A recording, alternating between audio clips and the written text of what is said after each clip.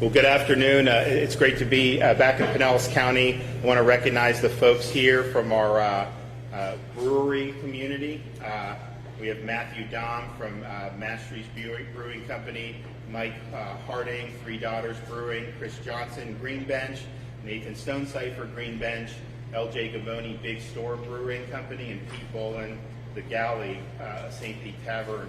So thank you all for being here. We wanted to have a roundtable discussion about the industry, about the challenges, which have been many that you guys have faced, and then obviously, what's the road back, so that folks, not only business-wise, employees, but also just giving our citizens the ability to have some enjoyment in their life. I mean, it's been a long 6 months almost, and I know people really yearn to have a sense of normalcy. Now, if you look at the jobs that Florida's lost since the pandemic hit, a huge proportion of that is in things like leisure and hospitality. And so that obviously, we had losses initially at theme parks, hotels, restaurants, but when you look at breweries, you guys obviously were hit very, very hard. Those are folks that you employ who are working hard and who need to have the ability to earn a living. So we're very sensitive to that. We have been adding private sector jobs even in July with the pandemic kind of at its apex here, certainly in terms of the kind of the fear and stuff that was in the air. People still continue to add jobs, and I think that if you look at the revenue coming in August, we've definitely seen an increase in the state of Florida from where we were. So we want to keep that momentum going. It's not going to be easy, but I know that we'll be able to do it. I also think it's important to point out that if you look at where we are today in terms of the COVID-19 pandemic, we've had the number of people who are COVID positive and hospitalized decline by almost 63% since the peak in July. The number of people hospitalized in the ICU down almost 57% since the peak in July. The number of new hospital admissions have declined by nearly 70% daily since their peak, and I think if you look, our discharges typically outnumber our admissions. I can tell you that was not the case at the end of June, beginning of July.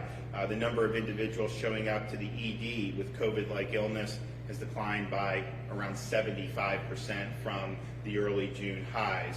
And all these trends you see across our different regions, across our different metro areas. If you look at Pinellas County, COVID positive hospitalizations are down here by over 72%. And I know we've seen a lot of problems with these tests and these reports, and I would caution that's not the best barometer. At the same time, Pinellas over 20 days has been below 5% in terms of the number of tests that come back positive. So it's not something I would hang my hat and say a kid can't go to school if there's this or that. But at the same time, when you have 20 days and you see that is a pretty consistent pattern, and that's for a county that has 1 million people, that's pretty good. How many of those are even contagious with this? We don't know. How many of them have live virus? Is that dead RNA? We're seeing the limitations of these PCR tests every single day. They did a study of New York, Massachusetts, and Nevada, and actually the New York Times, and they found 90% of the positive test results that people didn't have enough virus to be contagious. And then these are people that are being quarantined. So this testing, these cases, and the way the technology is, has been problematic. But I think the hospitalization decline here has been dramatic. Hillsborough, the same thing, over 71% decline in COVID positive hospitalizations. Miami-Dade, huge declines from where they were. They were the most severe outbreak in the state of Florida, but you're seeing Dade, Broward, and Palm Beach. Today we're moving Palm Beach into phase 2, and they've done very, very well. I mean, they're probably not quite as low as Pinellas, but they're pretty close in terms of what we've seen throughout the state. So that's really good. Orange County hospitalizations down 73%, and you can kind of go on down the line. And so that's been really strong momentum, and we believe it's going to continue. And the fight is not going to be over on this. I mean, that's just not the way these things work. You don't have a virus that just all of a sudden disappears. It's better to have the prevalence lower like it is today than where we're at the end of June, but it's going to be something that's going to still be there. It's going to be a factor. We obviously have at-risk groups that we're going to really focus on. At the same time, we've got to get all facets of society operating. We've obviously done a lot over the last couple months. I know that the K through 12 opening, a lot of the parents have chosen to go in person with the instruction. We believe giving that choice was very, very important, and I think you've seen people be satisfied with that. And so now we're saying, okay, if you're in business in the state of Florida, we want you to be successful. We want people to be able to go to work, and so that's why we wanted to be here. So I think what we can do, why don't we start with Pete and just kind of go down the line. You guys kind of tell us, yourself, about your place, about the challenges, and any other comments you think are pertinent.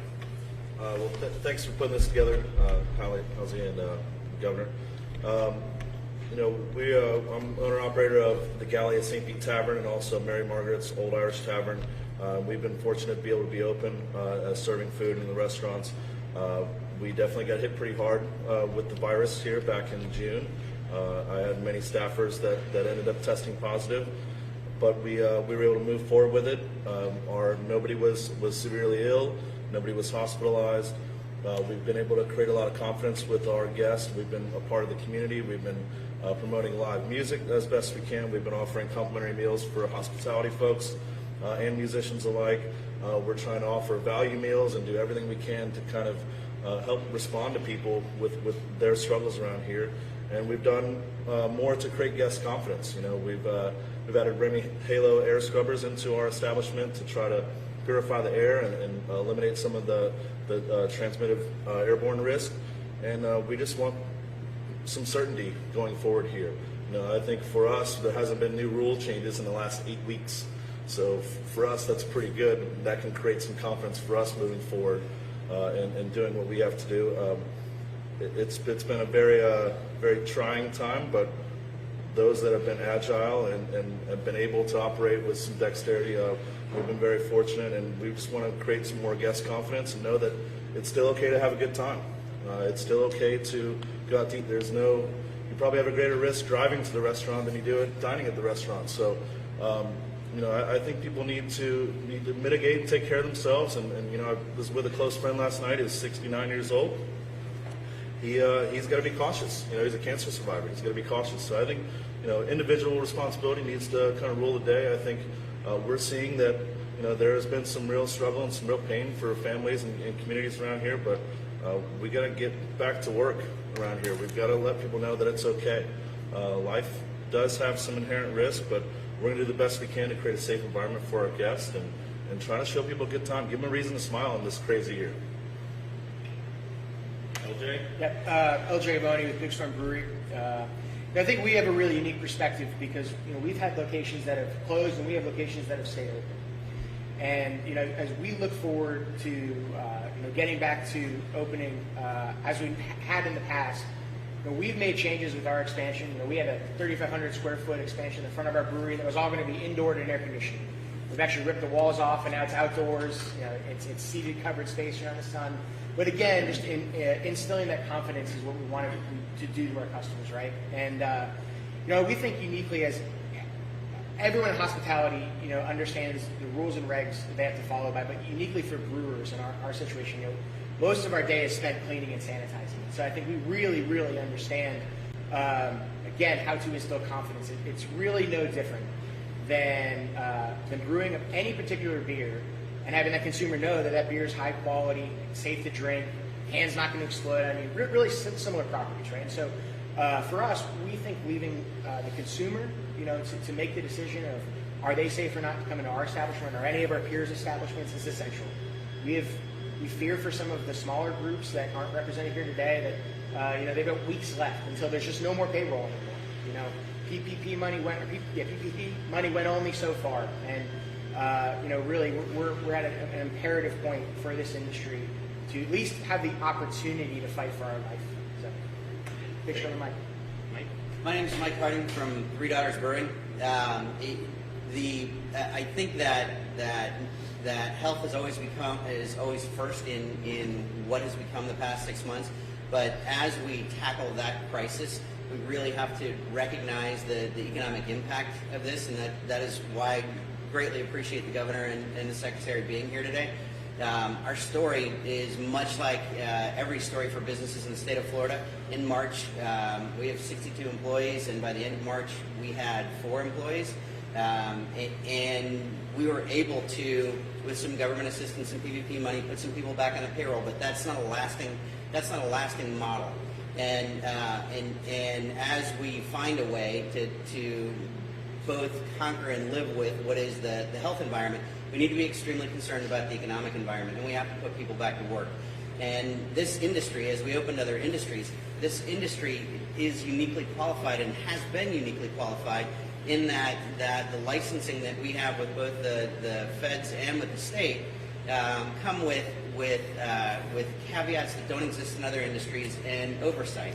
And so the secretary's department under the DVPR, the Division of Hotels and Restaurants, which we're all licensed through, has the Department of Health, has the Health Department, and the Health Department has its own industry that is built around it. And so our employees, in order to work in our industry, have to go through testing and training that really lend itself to what this was before it even started. And so I think that there is a level of confidence that the governor has in our industry, that we're ready to do this, and it's time for us to move forward. It is time for us to do 2 things. One, it's time for us to put all of our employees back to work. This has to start rolling again. And the other is that it's time for us to offer that piece of what we are, the hospitality industry. We need the citizens of Florida to have a place to go to kick back, relax, and try and deal with what this new normal looks like. So I'm very excited about the Secretary and the Governor being here today, and I think that we can do this both safely and quickly. Matthew? Yeah, so Matthew Dom, Masteries Brewing Company. Masteries is a little bit more unique in the fact that we sit in a coastal town. So we're out on St. Pete Beach, and as all can imagine, the life became very different in a Gulf Coast type town. More specifically, up from thinking of the St. Pete Beach all the way up to Clearwater Beach. I have a little bit more unique perspective on the matter, as I also sit as the incoming chair for the board of directors for the Tampa Bay Beaches Chamber. So I spent a lot of time between March and now, not only advocating for my own business, but advocating for a lot of other business sets as well. So to say that the hospitality industry has taken a hard, horrible hit, is still taking it very lightly. When they closed down Pinellas County beaches, I mean, yeah, there is some residential out there, but it became ghost towns for all businesses. So the amount of impact that we had in a large tourist-driven area, it's going to take a very long time to come back. But the good news is there are a lot, I mean, when I say a lot, some majority of the businesses up and down the Gulf Coast area are independently owned small businesses with a great, strong mindset of individuals with a entrepreneurship type spirit who are ready to get back to work, who are doing it right, who are doing things what's right and safe for their customers and for their staff. So I'm very thankful for this opportunity here to speak about it and to have the governor here and looking at getting things back open to give everybody that opportunity again to reignite their fire, get back to business, find new ways, in the innovation that's going to come from this. But yes, I mean, come March, I mean, we've gone through from being closed to being closed again to being able to have limited operations under a 509 license and operate as a restaurant. And even with that, because of again being in the town that we're in and the lack of tourism that's come to the state because of this, it's still going to be a long fighting uphill battle. But I do believe that the strength is there in the businesses. We just need the opportunity to get back to work and show what we can do. Thanks. And it's also, it should be said, closing beaches is not an evidence-based decision. I mean, there was a huge hysteria about this in March. We've had a number of places never closed them. I was just at Daytona Beach. And actually, their hospitality is down less than many of the other places that did it. It was not evidence-based. It was hysteria-based to do it. We never did that statewide in Florida. We gave communities the options to keep them running. And in the places that did that had no discernible difference on the epidemic. And in fact, some of them probably have even less. I mean, it was just, but that is what we have to do. We have to focus on evidence-based and not do things like that. So that was something that we just repeat. It is not a driver of a respiratory virus when you're on a sandy beach with sun beating down on you in 90-degree weather. That's just the reality. And so I think going forward, I think people have understood that a little bit better, hopefully. Nathan? My name is Nathan Stonecipher. I'm with Green Bench Brewing Company. Chris here is my business partner. We were closed for 124 days this year. That's a long time. We have made the best of it.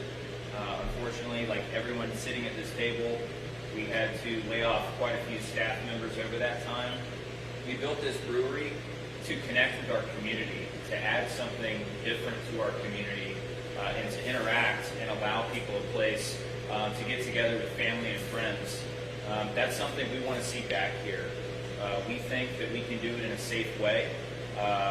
Health and safety is obviously number one for everyone right now in the state of Florida, but there's no reason that the rest of the hospitality industries in our state can't get on a path to open up. We want to do this before tourist season starts up again. We think it's important, especially for the employees that we have here and for those that we want to bring back. But it's time. We can do it the right way. We have plenty of space. We've made the investment. We have the infrastructure to keep everyone safe and healthy here. And like Matt said down there, we're ready to get back to work. All right. Chris? Thank you guys so much for being here. As Nate said, we're here at Green Bench Brewing Company. This is our second concept, Wedge City, which we opened about a year and a half ago. Actually, right at about the year anniversary of our second concept, we had to shut down, obviously, because of the pandemic. 2020's been hard on everybody. Obviously, it's put everyone through the ringer, whether it's, personally trying to figure out as a parent if my kid's going to go back to school or work or do school virtually at home, whether it be as a business owner having to lay off staff members who have basically become family, and or trying to make sure that our family is safe throughout the pandemic itself. The country itself has been obviously really sort of divided on how to move forward on a lot of things, and I think after several months of being able to sort of stew on that and not really have that normalcy or that connection or that ability to actually have these conversations with each other, Green Bench's name itself was decided upon to be a place where we can build on our past and then move forward into a future that we all really want to see for our children and what kind of society that we want. We're excited about the fact that we've been able to open in the last couple of weeks by becoming a restaurant, which was something that we were able to do with DBPR, and we're really excited about the future of being able to open again, because as Nate said, we do believe and we know that we can provide a safe environment for our customers, because again, we're citizens of this community as well, and the only thing we want to do is see it thrive. So by giving the opportunity really to us to be able to make those decisions and be responsible for ourselves and for our staff and for our friends and family and community, that's really all we can ask for. Secretary? Governor, thank you. I want to thank you for your leadership being here, for these guys right here. Gentlemen, thank you all for being here today and being part of a positive conversation. This is a direct result of what we talked about. The governor, you see who's willing, who wants to move forward. Nathan, I want to thank you, Chris, for hosting us again for being down here. And everyone recognizes the importance, not just of the hospitality industry, the alcohol industry as well. It's the barrier to entry for most people for their first job. This touches a lot of people in a lot of different ways. The people you employ, the families that touches, the communities that you affect are all things that we have to get back on track. And so you heard him. I'm thankful for his leadership. I appreciate you guys being part of the solution moving forward rather than talk about things that have happened behind us. We're here to help you know that. We've said that all along. And Governor, just appreciate the opportunity to be here with them, and we're going to continue to fight, sir. Great. Senator Brandis here. Just want to recognize him and thank him for for his great work in the Senate and worked on a lot of great issues with him. I do think it's important too, just, some of you have mentioned it, but yeah, obviously you guys are in business. You have families to feed yourself. You have employees who need to be, and that's very important. But you also provide a venue for people to just kind of engage in normal social interaction. And we've been doing the social distancing. It was 15 days to slow the spread. Okay, if we just buckle down for 15 days, we'll slow it. Our hospital will be able to cope.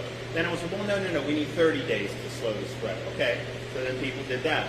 And then it became, I think, like somehow it flipped to where slow the spread to protect hospitals, so like we could never have another case again, so therefore people can't do. It's like you've got to prove, that you have the right to be. And so it's really, I think, turned into something that was not how it was sold originally to the country.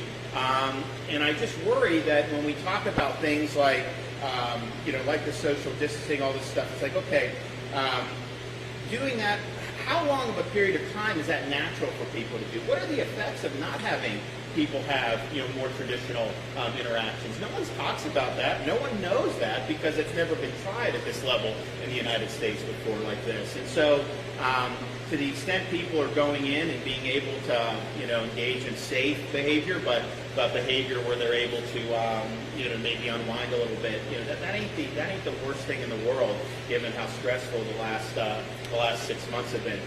What would you say about in terms of how's the restaurant thing happen? How's the traffic been? Did the traffic go down at the end of June and July because of the COVID increases? And then as the numbers have gone down, have people come out more? I've definitely seen an increase over the last 6 weeks. There's definitely some more confidence, especially here in downtown St. Pete.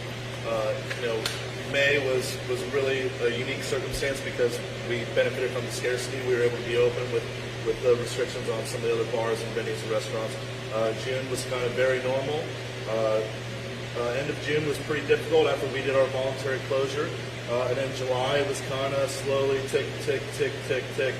You've seen this creation of confidence, and as more people have gotten their food licenses, more people are out, more pedestrians are out. And what we're also seeing is lots of folks fleeing from places like California, New York, Illinois.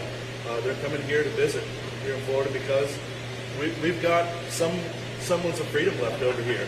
And that's credit to some of the courage from the governor's office, I think.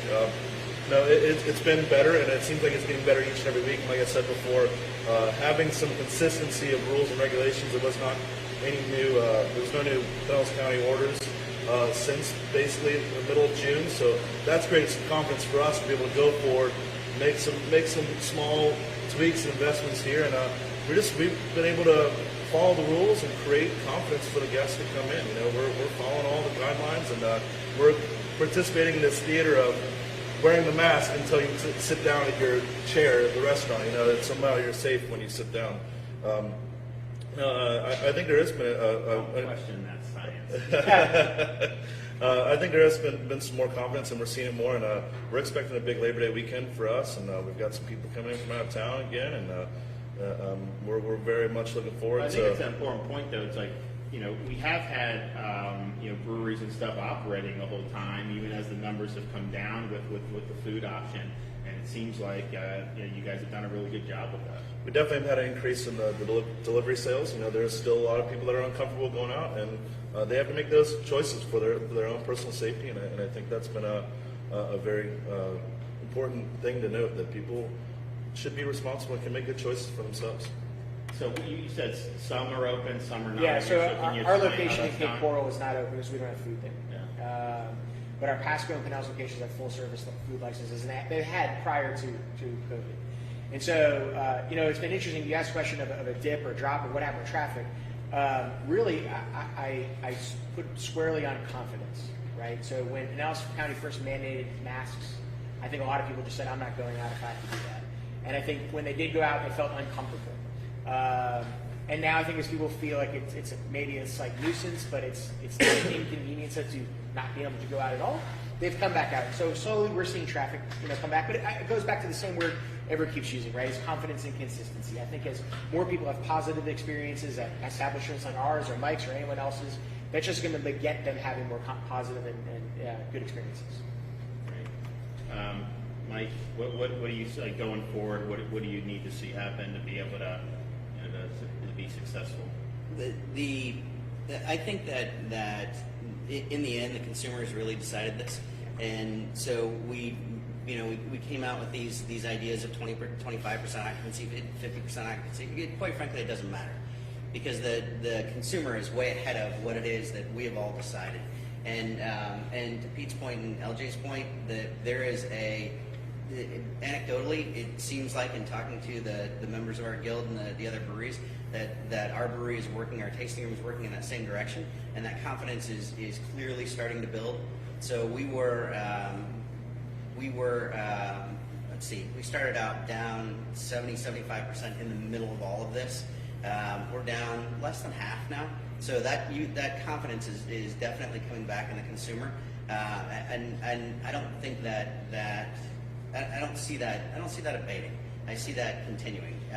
The traffic that we've gotten just in the past 7 days is better than what we've seen really in the past 3 months, and that's across the board for us. I'm trying to think of anything that to LJ's point, it seems like there is a confidence in the consumers, and those decisions are really being made on the individual level of what my personal risk level is and what I can tolerate, and those of us that are pushing towards mainstream are really starting to go back out, and I think that I like the direction we're headed in, and appreciate that, and appreciate the timeliness of this.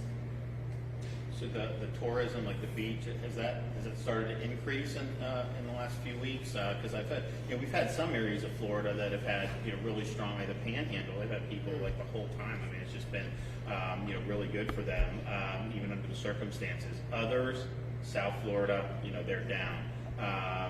Obviously, as you mentioned, it was a ghost town when the beach was closed. But the beach been open for a while.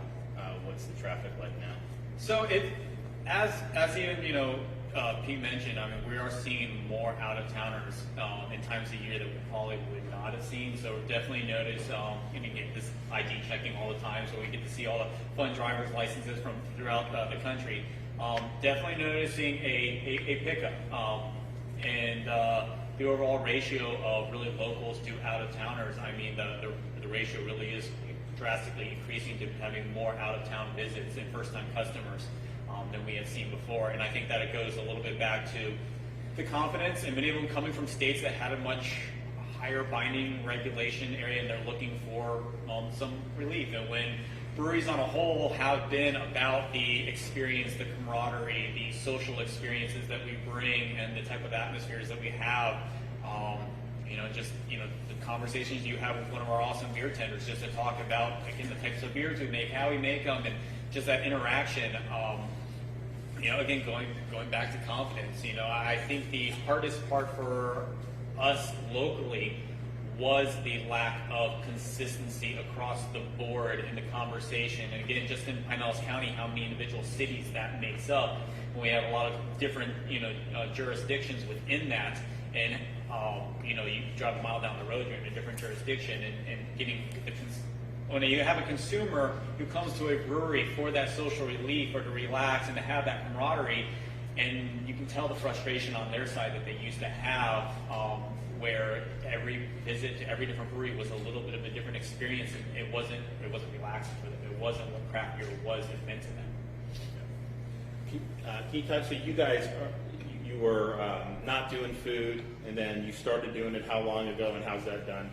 We just started 2 weeks ago, as we were watching how this was kind of playing out. The first 2 weekends have been good. Obviously nowhere near what it used to be for us, but that's okay. We'll baby step it until we get there. Our job is to make the customer feel safe. We take that role very seriously. Like everyone here has mentioned, a lot of it comes down to what an individual is comfortable with. But we're going to make them as safe as possible while they're here, while they're on our property. We want to welcome them in.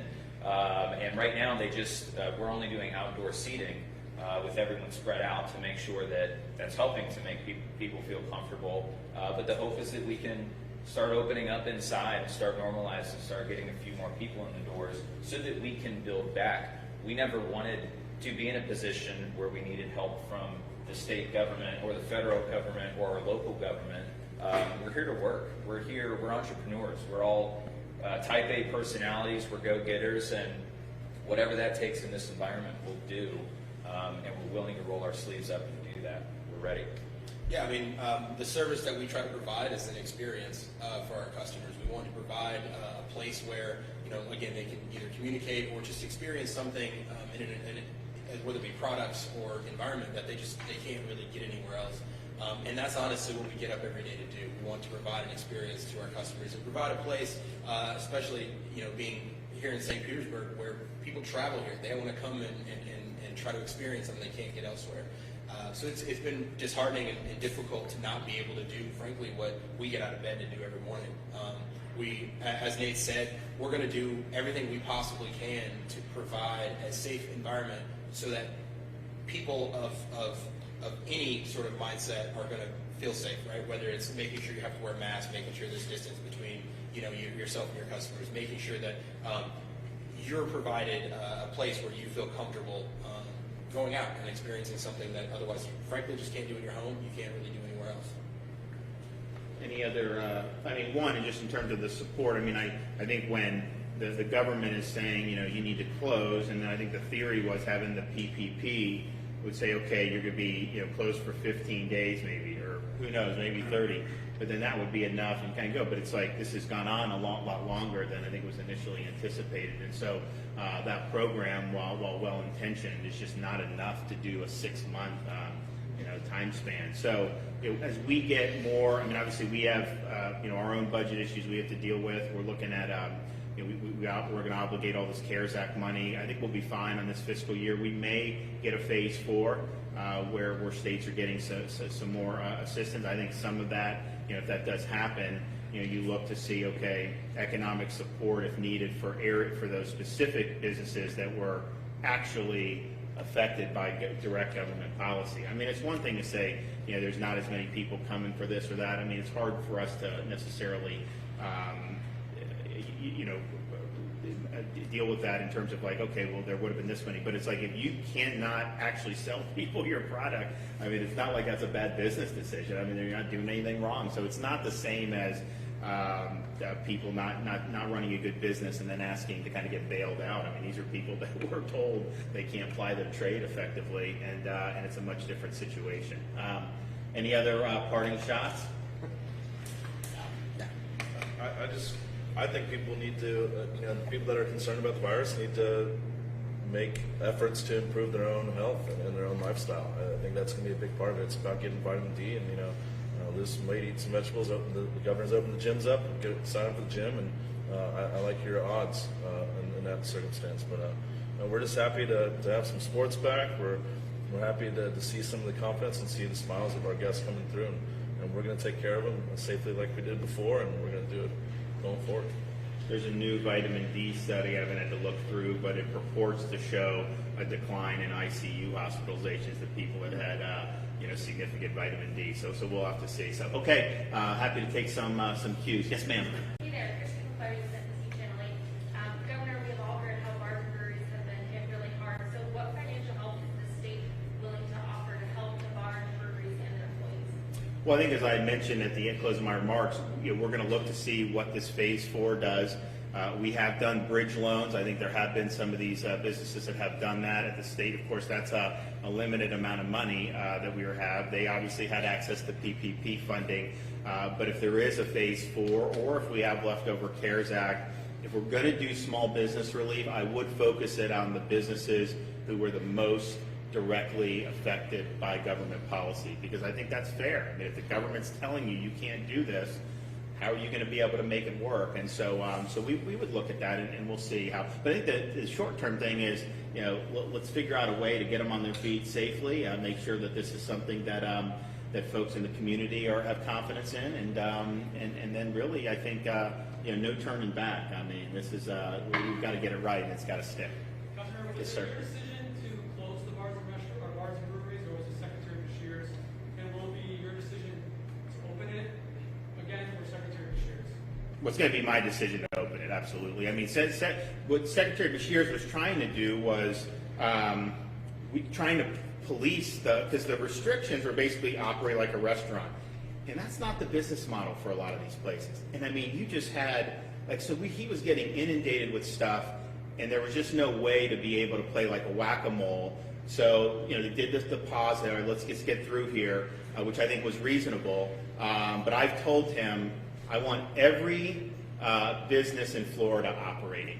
And we pretty much have 99%. You guys are kind of the last ones. Everyone else is up and running. Not everyone is totally full. I mean, the theme parks we were at last week, they obviously have they're working their way back. People are having more confidence, all these other things. But people have to be able to go in business. It's one thing to say, we may need you to do some of these things for safety and health. And I think all you guys would be willing to do it. But it's another thing to say no. There's no path to yes. So we'll get to yes. And so he'll probably be an order from him out. But I've told him, and he's been really, he wants to do it too. He's been working with them, talking with them for weeks. But I told him we really want to get, to yes. So we're working hard on it, and we appreciate this. This was good. We had a great chat in the other room, and then being able to come out here and seeing this is important. Is there a timeline for that? And is there certain restrictions that you would put in place for certain types of establishments, nightclubs, places that stay open till 2 a.m. or later? So those are things that I think we've discussed and we're going to consider. It's not out of the question. I would say some of this is like, when you try to do like a rigid thing, they all have different business models and they kind of know. So we've had some certain things suggested about different times and this and that. I'm not sure the virus is more transmittable at 1 a.m. than it is at 11 p.m. But I guess the theory is maybe people let loose a little bit more. But I think another thing we also have to just acknowledge with the experience we just saw, people were doing the same stuff that they would have done here that people were concerned about with outbreak. They were doing in private residences by and large. Actually, you have people renting out like big storage areas and then doing different things. So that stuff is going on. South Florida for sure, it was going on. And so in some respects, you guys being here is in some ways may even be a safer environment depending on where they're at, because some of this stuff is totally unregulated. You guys are regulated. So we'll see how it goes. But I think at the end of the day, one of the things that I think was mentioned about some of the different rules, my view on all this is like, look, we have a big diverse state. Miami was just going to deal with it differently than Pensacola. So I was not going to impose Miami's model on the Panhandle. And so we had some basic things, of course we did, but then we wanted the locals to be able to do a flavor on it. At the same time, I do think the businesses need certainty. So when we go forward, you're going to be able to do this. And if the locals want to put a little gloss on it here or there, that's one thing. But to say that they can just roll you back or something, I think we probably need to get to a point where people have certainty. We know this is where we're going to go. We know what we got to do, and then we can move forward from there. Yes, ma'am.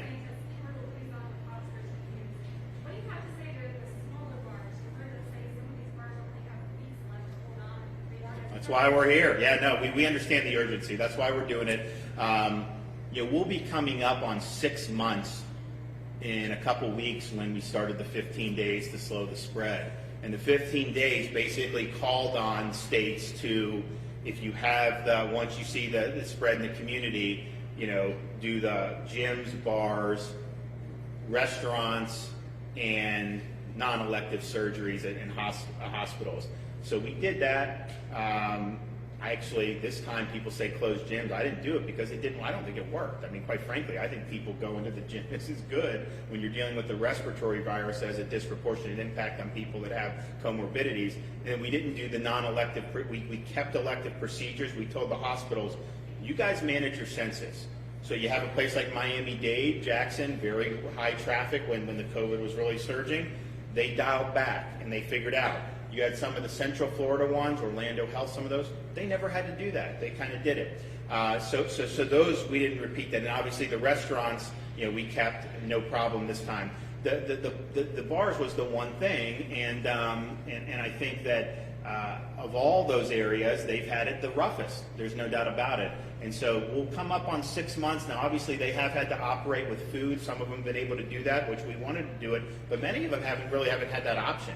And that's just the reality. So we're in a situation here where I don't think you could just say no end in sight, infinitum. You're just going to have to kind of make do and hope that you come out, months down the road. And so that's why we're here. We really want to get to yes on this. Governor, do you think the Bucs made the right call by not having any fans for the games?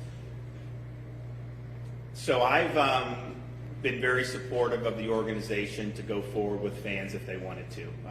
We've worked with Steve Ross and the Miami Dolphins. I think they have a great plan. I've been in contact with the Jacksonville Jaguars as well as our universities about having this, and you can do it. We just had the Daytona Speedway. They had almost 30,000 people. Now that seats a lot, so they are spread out with 30,000, but it works. And so I told the Bucs, whatever support you want from me, you will have it to be able to do it. Ultimately, they have to make their own decisions. I've also reminded people this. As much as I've given locals the ability to have their say on all this stuff, the one thing I preempted right off the bat was professional sports. If people want to operate, they come to me and we will let them operate. And so if there's any type of issue with any type of local, and fortunately the locals have been great. Jacksonville great, Miami great. They've been great. So it hasn't necessarily been, but I would just remind folks, any of these professional sports, we've got the NBA to come here. We got a lot of these things. And again, those local jurisdictions were supportive, but we stand ready to help on that. And I really want to be able to show that Tampa is going to be a great place to host the Super Bowl. Now, obviously, look, if the Bucs had fans, I would try to go to the first home game. I would. I am not going to go if other fans are not allowed. I think that's totally not when you have like one person or whatever get to watch and no one else does. So I'm not going to go until we have fans for others. But I think showing that this community is ready to host a great Super Bowl, having some fans there, I think would been a good first step. Now, it's not where we need to be. It doesn't mean you can't get there. But I think a lot of fans here wanted to be in the games, and certainly there's a lot of excitement. I think they sold when they signed Tom Brady. I think they sold out very quickly. This is a hot ticket. You have a lot of great players. They just got Leonard Fournette, I think, right? And then you have a Gronk. This is really exciting, and it's unfortunate that the fans can't be there for it. But I was supportive if they wanted to do it. Yes, sir. Governor Joshua Ross, Spectrum Baby tonight. Can you tell us about the logic behind the food license loophole? Bar owners complain to me. They say it's more about public perception and science-based. Is that true? Well, I think if Halsey wants to take it. Look, I think that what we tried to do initially was say, from an evidence-based perspective, there is no difference if you sitting down having a meal or you sitting down and drinking a pint. There's just not. And so we wanted to treat them all equally. We had some problems with kind of that enforcement on that, and I think that's what kind of did. So I think what Halsey tried to do on this is just provide a way kind of back to where they'd be able to do it consistent with how everyone else is operating around the state, and kind of give that lifeline. So there's no difference from an evidence-based perspective when everyone's following the guidelines, and that's why they did the guidelines. I think that there were examples in like the middle or late June where, you had really big gatherings, and then you did have some outbreaks. Now, it wasn't, we were going to have these outbreaks. This was sweeping the Sun Belt, so I don't blame them for that, but I do think that there's a difference between how restaurants have operated, how the bars were initially slated to operate, and how some of them chose to do. So that's, I think, why he did it. Governor, you cut ties with West. Earlier this week, you said the state had better success with upstart labs. If there's a surge this fall, specifically, what labs can take place in West when we have neighbors? Well, I think we know. So the Department of Health will actually publish all the labs that have done tests. So you can actually look at them. So if you compare 2 months ago to where now, you have some labs that have now done over 1 million tests for us just in the last 2 months. And so that's a good thing to be able to do. But I think that at some point, people need to be held accountable. We have labs that will do 50 positives and not put any negatives in. Okay, well, guess what? If the school system, in Hillsborough is using that, and you have 500 negatives that you're not putting, and they're going to say, well, the percent positive is a little too high to have in person, that is actually affecting people's lives. And so I just felt you needed to have some accountability, This was starting in April. They were dumping it in a file. It grew, and then all of a sudden you do it, and then you're in a situation where all these people who are looking at these numbers Now, I think it was so egregious that most people are just putting that day aside and then are going. But I just feel like you have to have accountability, and we still have some labs, not at the level of Quest, who will only do positives, who will put 30 positives or 50 with no negatives. We had this NISNIC lab, they did 6 weeks worth, big dump into Miami on that. And so if you're going to use that, we need to have some controls on it, and we're not there yet, so this is one step. But I have cautioned people, there are better indicators to look at than positive test results, because the lag time, what the positive test denotes, it cannot tell us whether there's an active infection. Now, if somebody's visibly sick or whatever, you infer 99% of the time that's going to be an active infection. But a lot of these people testing positive have little or no symptoms. And so if they test positive, are they contagious? Is that dead virus? How do you do it? And so all those tests, I think, has been the salience of that as a metric, I think, has been declining as we've been able to do. And if the lab sets the CT value at a certain place versus another, that could weed out like a lot of false positives or some of these very low viral load things. And we don't know. One of the things I'm thinking about doing is asking the labs or telling the labs, when you submit your test results, also submit the CT value that they use to do it. Because if someone's doing a CT value of 40, chances are the vast majority of those are not active infections. If they do a CT value of 24, like Oxford has recommended, well, then those are definitely active infections. Maybe somewhere in between is the best. I don't know. But I think that's important to be able to provide context on the numbers so that when people are seeing this, they can say. I've also asked the Department of Health, as you get data on school-age children, because I know that's been a thing that's been very prominent in a lot of the media, I said, figure out, okay, when would the infections have occurred? Because what I was seeing was some people saying, oh, there's cases now in Baker County. They just started school. They already have 10 more cases. Okay, but when would those infections would have happened before school started? So were these infections in school? Were they even in the time frame of that? And then what percentage of the positive tests were they actually symptomatic or ill? And I think what we're finding, University of Alabama, they carpet bombed the whole undergraduate population with tests, like 60,000. They had 3,000 or something positive, and people were making headlines, 3,000 test positive, and they've yet to have one person even get admitted to the hospital out of the 3,000. So how many of those even had symptoms? How many of them were not even carrying an active infection? So there's all these different things that this Quest issue, I think, is just kind of peeling back the surface of. But if you're going to use those metrics to affect people's life, I mean, there's some people that say if the positivity is a certain area, then you shouldn't have, bars or restaurants. I mean, I don't think most people want to follow that, but there are people who have posited certain metrics like that. Well, boy, if you're using that to affect people's livelihoods, and this stuff is from April, imagine saying you can't send your kid to school because the test results from April that have been dumped in. I don't think it really makes sense. But I appreciate everybody being here. Thank you, guys. I know it's been difficult, and I just want to let you know that these are not things that we take lightly. It stinks, and like I'm not happy, for how everything's gone.